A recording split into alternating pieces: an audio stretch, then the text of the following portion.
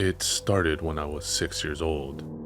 I was in school. It was the middle of a reading lesson and I needed to pee. Badly. At that age, actually, a fair few kids still wet themselves. And I was always paranoid about embarrassing myself in public like that. I stuck my hand up and told Mrs. Zebby that I needed to use the bathroom. After the usual speech about how I should have gone at break, she gave me the key to the disabled access toilet as it was the closest one to my classroom. It was the middle of fifth period, and the corridors were empty and seemed cavernous to me. I was a short, scrawny thing back then. I sometimes had trouble with doors, especially unlocking them, and I fumbled for a good minute or two trying to get the blasted thing open. Anyway, as I sat on my porcelain throne, there came a knocking at the door.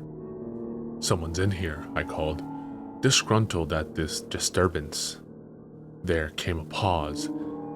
Then the knocking resumed. It was faster now, more determined. "Wait a minute." The knocking slowed and a voice replied, "Let me in. I need to come inside." The speaker's tone was thin and ready, an adult I didn't recognize. I may have been 6, but I also had a fairly good understanding of bathroom etiquette. Mainly that you didn't let more than one person into an area only slightly larger than a cupboard. "Go away!" The knocking intensified again until it was a frantic drumbeat just a few feet from me and out of sight. I heard the voice shouting something, growing more and more desperate. "Let me in. Just open the door, please." I was terrified by that point. The hammering and yelling was so loud and yet nobody had come to investigate it. Eventually, my teacher came to find me, angry because I had been gone almost half an hour. When I refused to open the door to let her in, she got a spare key from the receptionist, took me to the headmaster's office, and called my parents. I was suspended for the rest of the week. I never told anyone what happened. It was a few weeks before my next encounter with this phenomenon. I had just celebrated my 7th birthday, and my family were having a barbecue in my honor. It was a gloriously sunny day. But as soon as we'd set everything up in the allotments behind our house, the coal refused to light. My dad asked me to go get some fire starters from the shed in the front garden. It was pretty cramped inside and I wouldn't fit all the way, so I opened it up, stood on my tiptoes to reach the shelf holding my objective, and shut the door. As I turned away, a frantic knocking came from its other side. "Open up, I need to come through." This voice was not the one I'd heard the month before. It was deeper, more brooding and angry. I said nothing and hurried away. I had no idea what was happening, but it frightened me. As I walked away, there came a final thump, like a fist being slammed against wood, and I heard the man's voice again. "You little bastard. I'll rip your fucking teeth out. Let me through." I ran back to my party and spent the rest of the day glancing over my shoulder.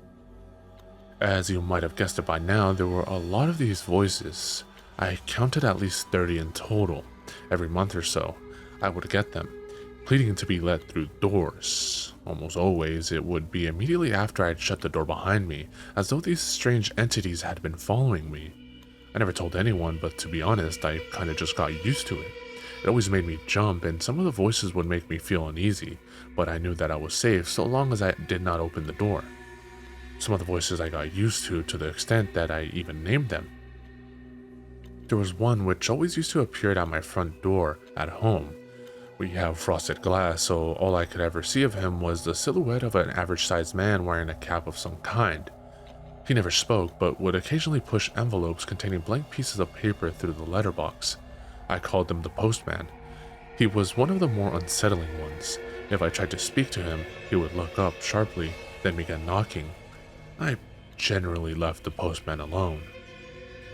20 years on, I've retained as much normality as possible. I have plenty of friends, and even an on and off relationship with a girl I met last year. Not bad for a guy who wakes up in the middle of the night and listens intently to noises no one else can hear on the other side of the door. Yeah, my buddies think I'm strange and kooky, but they put up with it. They're all great. I'll miss them. You see, things have started to get strange. Well, stranger than usual, I suppose. 3 weeks ago, I awoke, sweating and crying, though I do not know why. My dream had been, from what I recall, fairly normal, before a huge shadow abruptly fell over everything. Literally, the second I opened my eyes, there came a knocking on my bedroom door. Not just normal knocking, though. This was truly frantic. "Who goes there?" I yelled. "Please, help us," it replied. I was surprised. It was the sadistic, angry voice that I remember from my father's shed on my 7th birthday, but this time it seemed genuinely sincere. There was a pained tone to it, too, as though the speaker was grievously wounded. I actually found myself pulling back the sheets to get up, but I hesitated. I had never been tempted to open a door. I suppose as a child, I had the idea that whatever lay beyond was evil so rigorously drummed into my head that it was just common sense. To be quite honest, I came very close to letting the thing into my room that morning, but I held out in the end. It got worse. 2 days later, I was in my local corner shop. I had just paid for a bottle of milk and a newspaper when a great force slammed against the shop door. Simultaneously, a voice began screaming a long, keening whine of pain. I whirled to face the door, but there were so many flyers plastered over the glass that I could only make out the shapes of a woman on the other side, slapping her palms against the window. The shopkeeper stared at me though I were crazy. In the end, I asked if he had a bathroom I could use, remembered some half-thought-out excuse, and hid there for 10 minutes until the screaming stopped. There were 4 more incidents between then and now, a mixture of screams and tearful begging. The postman stopped by yesterday too. He knocked politely before sliding his usual letter through the letterbox. Then another. Then another. They added up to a total of 10 plain brown envelopes. Afterwards, the postman waited for a few minutes, knocking occasionally, then left me alone. Each letter contained a sheet of A4 paper, but somebody had taken a black pen to the pages, scribbling and shading them with such vigor that there were large tears around the center, and the edges were frayed. I shoved them back into their envelopes and tried to put them from my mind. Earlier, my bedroom door shook, violently. It wasn't a scream or a howl or a roar that I heard, though. It was just crying. Dozens and dozens of voices sobbing quietly. Another blow struck my door. Plaster flaked from the walls and twirled to the carpet. Still, no pleas or bargaining, just sobbing. Crash. I jumped up from my chair. Crash. A hairline crack split the frame of the door in one corner. My phone began to ring, and I heard a sharp rapping at the glass of my window, behind the curtains. I tried answering the phone, but it was simply more voices crying, not even sobbing, though more like bawling in terror and anguish. I hung up, but it kept ringing, so I took the battery out. I've shoved most of my furniture against the door and window. It has been 3 hours since this latest attempt at entry began. The battering has not abated, nor has the crying. I'm fairly sure that my door won't hold much longer. As for my mediocre barricade, it could be swept aside in 2 minutes. I find myself faced with a very real possibility of death. So I am writing this memoir of sorts just in case something does happen. Crash. What do they want? Crash. Do they even want to hurt me? Crash. They seemed fearless, even malicious before. Crash. What could have driven them to this? Crash. Maybe I should open the door. Crash. Maybe I should let them in. Silence fell. I realized that even the crying had ceased. For a whole minute I sat there.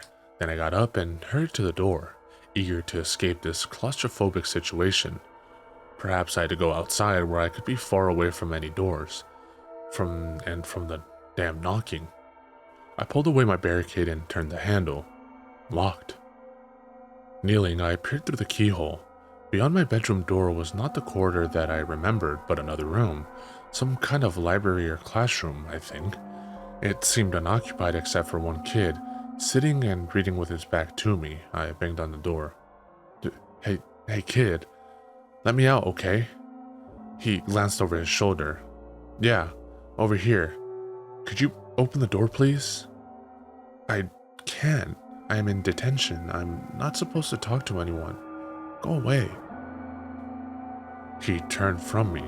Confused and exasperated, I began to stand up. A loud bang shattered the silence once more. I realized it sounded like a fist being pounded against glass. My window.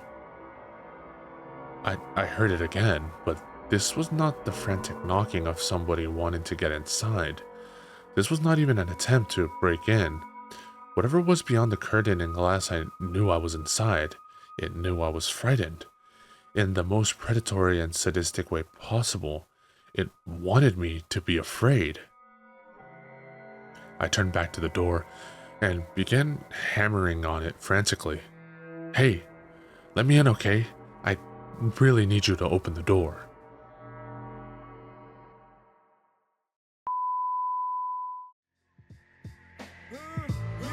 Big up to all my peoples. I done dug into my bag of tricks, came up with some different skits. Not your average mafia, I be on some different shit. You know I'm pimping shit that make you use your mind. So if you can fill in the blanks, do it when it's time. Come on. 1, 2, 3, 4, 5, 6, 7. Feel like I'm in hell, but I wish I wasn't. Yeah, you got it, now knock it while I rock it. I stick plugs in the socket and money in my... Yo, I get psychotic when you try to diss my staff. No props for your block, so you could just kiss my...